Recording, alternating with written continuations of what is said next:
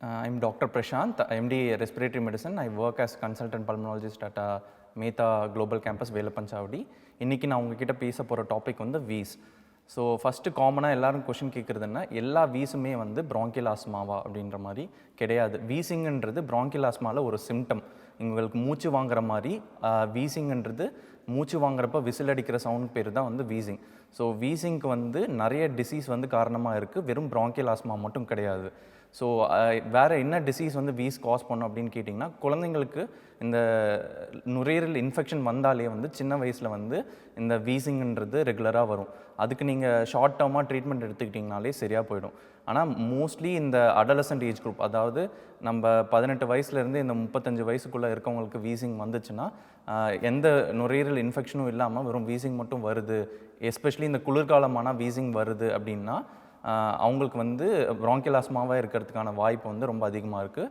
Especially அவங்க குடும்பத்தில் யாருனாச்சும் ஒருத்தங்களுக்கு வந்து வீசிங் இருந்துச்சுன்னா, அதாவது ஆஸ்துமா இருந்துச்சுன்னா, பரம்பரை வழியாக வந்து ஆஸ்துமா நோய் இருக்குது அப்படின்றது வந்து அதுக்கான அர்த்தம். அண்ட் வீசிங் வேறு என்ன டிசீஸ் வீசிங் காஸ் பண்ணும் அப்படின்னு கேட்டிங்கன்னா, பெரியவங்களுக்கு வந்து இந்த ஸ்மோக்கிங் பண்ணுறவங்க, இல்லை வீட்டில் விறகடுப்பு ரொம்ப வருஷமாக விறகடுப்பு யூஸ் பண்ணுறவங்க, இவங்களுக்கெல்லாம் வீசிங் வருது, எஸ்பெஷலி 55 வயசு 60 வயசில் வருது அப்படின்னா அதுக்கு வந்து COPD, chronic obstructive pulmonary disease அப்படின்ற நோய் வந்து காரணமாக இருக்கலாம். ஸோ ரெண்டுத்துக்குமே ப்ராங்கியல் ஆஸ்மாவாகட்டும் இல்லை உங்களுக்கு சிஓபிடி ஆகட்டும், ரெகுலராக இன்னேலர் யூஸ்ன்றது வந்து அவசியம். அதுவும் நீங்கள் வந்து இந்த மாதிரி வீசிங் வருது அப்படின்னா கண்டிப்பாக ஃபிசிஷியனை வந்து கன்சல்ட் பண்ணுறது ரொம்ப முக்கியமான விஷயம். ஸோ ப்ராங்கியல் ஆஸ்மாவில் இந்த மாதிரி ஆஸ்மா இருக்க ஆளுங்க வந்து சில ஃபுட் ஐட்டம்ஸ் வந்து அவங்களுக்கு அலர்ஜி காஸ் பண்ணலாம், வீசிங் வந்து அதிகமாக்கலாம். என்னென்ன ஃபுட் ஐட்டம்ஸ்னு பார்த்தீங்கன்னா, மெயினாக சீ ஃபுட் ஐட்டம்ஸ், இந்த ப்ரான்ஸு, இந்த சில ஃபிஷ் வெரைட்டிஸ், இதெல்லாம் வந்து வீசிங் அதிகமாக்கலாம். அண்ட் சில ஃபுட் ஐட்டம்ஸ் லைக் சில பேருக்கு பிரிஞ்சால், இந்த என்னாச்சும் ஃபுட்டு, இந்த சீடு இருக்க ஃபுட்டெல்லாம் வந்து அலர்ஜி காஸ் பண்ணலாம்.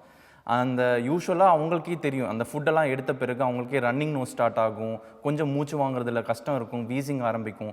அவங்க அந்த மாதிரி எக்ஸ்பீரியன்ஸ் பண்ணி இருந்தாங்கன்னா நெக்ஸ்ட் டைம்லேருந்து அந்த ஃபுட் வந்து அவாய்ட் பண்ணுறது வந்து better. And also cold item like கோல்டாக ஃபுட் கன்சியூம் பண்ணுறதுனால வீசிங் வந்து சம்டைம்ஸ் வந்து அதிகமாகலாம். இதெல்லாம் வந்து ரெகுலராக வந்து அவாய்ட் பண்ணணும். Thank you.